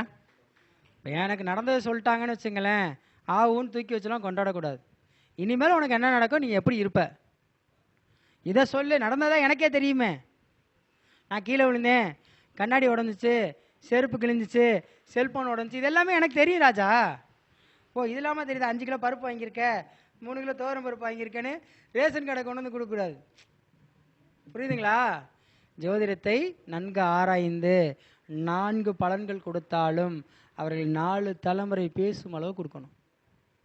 எப்போவுமே நான் சொல்கிறது அதுதான். அதை மட்டும் கரெக்டாக செய்யுங்க, லைஃப்பில் சக்ஸஸ் ஆகிடலாம். இல்லைன்னா நம்மளால் சக்ஸஸே ஆக முடியாது. ஜோதிடத்தை ரொம்ப அழகாக எடுத்துக்கங்க, சிரிச்சுக்கிட்டே எடுங்க, ஜாலியாக எடுங்க. நான்லாம் ஜோதிடத்தை போய் இப்படிலாம் கற்றுக்கவே இல்லைங்க. ஒவ்வொரு இடத்துக்கெலாம் போய் கற்றுக்கல, அப்படியே போகிற போக்கில் 12 கிரகம் இருக்கா, 12 கிரகமா, ஃபஸ்ட்டு நான் 12 கிரகம்னு நினச்சேன், 12 கட்டத்தை. புரியுதுங்களா? இப்படி தான் நினச்சேன். 12 மாதத்துக்கு 12 கிரகம் போலக்குன்னு நினச்சேன். ஆனால் அது உண்மை. 12 மாதத்துக்கு 12 கிரகம் இருக்குது. சித்திரை மாதம் என்ன கிரகம்? வைகாசி. அப்படியே எடுத்துக்கங்களேன், 12 மாதம் கிரகம் கொண்டு வந்தானே ஆகணும். எந்த மாதத்தில் நம்ம துலாஸ்தானம் பண்ணணும்? என்ன மாதம்? ஐப்பசி மாதம் துலாஸ்தானம் பண்ணணும். தை மாதம் திருவண்ணாமலை போகணும். தை மாதம் இப்போ எல்லா பிரபலமும் திருவண்ணாமலை போனாங்களா? எல்லா முக்கியமான ஆளுகள்லாம் போனாங்களே, பார்த்துருப்பீங்களே. ஏன்னா தை மாதம் திருவண்ணாமலை போகணும், பிரபலமாக இருக்கிறவங்க போயிட்டு வந்தால் இன்னும் எந்த ஒரு தடங்கள் இல்லாமல் லைஃப் கொண்டாய். அதே மாதிரி காவேரியில் துலாஸ்தானம் பண்ணிடணும் ஐப்பசி மாதம். இதெல்லாம் காவேரி இல்லை, எந்த ஆறுகளாக இருந்தாலும் செய்யணும். இது வருடம் ஒரு முறை செஞ்சிடணும். கும்பமேளான்னு எல்லாரும் போயிருக்காங்கல்ல, கும்பமேளால தான் குளிக்கணும்னு கிடையாது. 3 நதி சங்கமிக்கிற இடம் திருச்சியில் இருக்குது. என்ன ஏரியா சார்? முக்கொம்பு. 3 ஆறுகளும் சந்திக்கக்கூடிய இடத்துல நம்ம குளிக்கலாம். கூடுதலையும் சொல்ல 3 ஆறு சந்திக்கக்கூடிய இடத்துல தாராளமாக குளிக்கலாம். இந்த இதில் போய் குளிச்சுட்டு வரலாம். இந்த அமாவாசைக்குள்ளே எளிமையாக முறையில் செய்யலாங்க. இப்போ லக்னம் மாந்தின்னுவாங்க, காசிக்கு போனுவாங்க. 2, 4, 7, 10 சனி இருந்தால் காசி ஜாதகம் தானே. சாரி, 1, 4, 7, 10 இருந்தால் வந்து கேந்திரத்தில் இருந்தால் காசி ஜாதகம்னு சொல்கிறாங்கல்ல. அதுக்கு என்ன பண்ணிக்கலாம், காசிக்கு போனால் 40,000 வேணும், இல்லை 50,000 வேணும். ஆனால் நம்ம என்ன பண்ணலாம் அப்படின்னா, அனாதை பணத்தை எடுத்து அடக்கம் பண்ண ஹெல்ப் பண்ணலாம். இல்லையா, அந்த சுடுகாட்டுக்கு போய் ஒரு நாள் வேலை செஞ்சுட்டு வாங்க, வெட்டியாக வேலை செஞ்சுட்டு வாங்க. ஓயமாரி போகலாம். ஓயமாரில் 10,000 15,000 பணம் பிடுங்குறாங்க, ஏமாத்துறாங்க, பார்த்து கவனம். நம்மளே போகலாங்க, அப்படியே ஓயமாரி போயிட்டு காவேரி நதிக்கரையில் குளிச்சுட்டு வரலாம். இதுவே உங்களுக்கு நல்லா இருக்கும். எப்போவுமே பிணம் எரியக்கூடிய இடத்துல போய் ஒரு 10 நிமிஷம் லக்ன மாந்தியாரவும் நின்றுட்டு வாங்க, எரியறதை பார்த்துட்டு வாங்க, பிணம் வருவதை பாருங்க. இந்த ஆமாம் இல்லை லக்ன மாந்தி சரிங்களா, 2 7 4 10 சனி இருந்தாலும் நம்ம செஞ்சுட்டு வரலாம் சரிங்களா. இப்போ எளிமையான முறையில் இந்த மாதிரி பரிகாரங்களை தேடுங்கன்னு தான் சொல்கிறேன். செலவழித்து ஒரு பரிகாரம் பண்ணணும்னு நினைக்காதீங்க. ஆனால் ஒன்று, ரொம்ப வருஷமாக வீட்டில் நெகட்டிவாக இருக்குது அப்படின்னா நிறைய ஹோமங்கள் இருக்குது. நான்லாம் ஹோமம் பண்ணுறதுல எக்ஸ்பர்ட்டு. ஏன்னா இது வரைக்கும் பெரிய பெரிய ஆட்களுக்கு நான் ஹோமம் தான் பண்ணி கொடுத்துருக்கேன், எல்லாருமே சக்ஸஸ் இது வரைக்கும். ஏன்னா நம்ம ஹோமம் எல்லாமே பார்த்திங்கன்னா கொஞ்சம் ராயல்ட்டியாக இருக்கும், ப்ராப்பராக இருக்கும். 2 பேர் 3 பேரை வச்சுலாம் பண்ண மாட்டோம், குறைஞ்சது 10 பேராவது இருப்பாங்க, ஒரு டீமே இருக்கும். அந்த மாதிரி தான் பண்ணி கொடுப்போம் சரிங்களா. நிறைய விஷயம் கொடுத்துருக்கேன் சரிங்களா. இந்த வாய்ப்பை நல்கிய குபேர கலச அறக்கட்டளை நிர்வாகிகளுக்கும் மற்றும் தலைவர் துணைத் தலைவர் மற்றும் நண்பர்கள் அனைவருக்கும் ஸ்ரீ செந்தூரான் தாந்திரிக பயிற்சி மையம் சார்பாக மற்றும் செந்தூரான் அறக்கட்டளையின் சார்பாக நன்றிகளை தெரிவித்து கொண்டு சரிங்களா, விடைபெறேன்னு சொல்லக்கூடாது, மீண்டும் வருவேன் சரிங்களா. மீண்டும் மீண்டும் வருவேன். நான் ஃபீனிக்ஸ் பறவை மாதிரி எப்பயும் என்னை வீழ்த்தலாம் முடியாது, எந்திரிச்சு வந்துகிட்டே இருப்பேன் சரிங்களா. ஓகே, புகைப்பட கலைஞர் புகைப்படம் எடுத்துட்டீங்களா?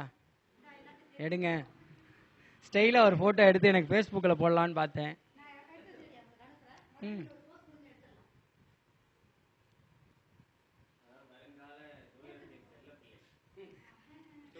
எப்பவுமே நான் செல்ல பிள்ளை தான்.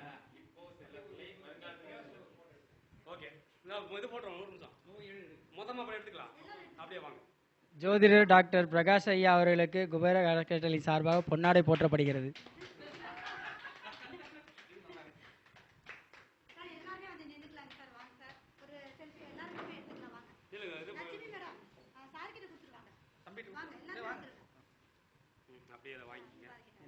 நினைவு பரிசா? நினைவு பரிசு பிடிங்க, அப்படியே பிடிங்க, நான் எடுத்துருங்க.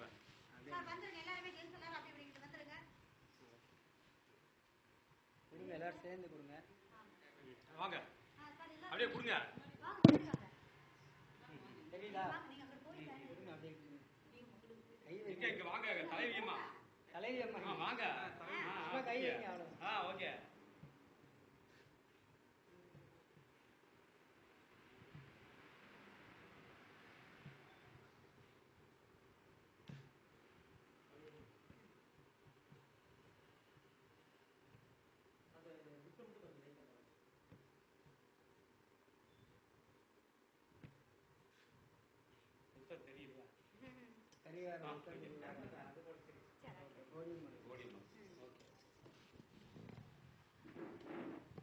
ஏதோ எனக்கு தெரிஞ்சதை பேசியிருக்கேம்மா. அப்படியே ஒரு சில்லு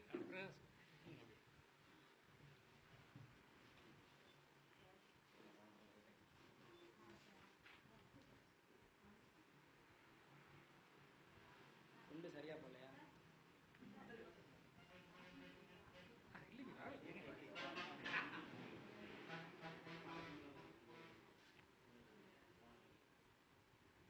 ஓகேவா?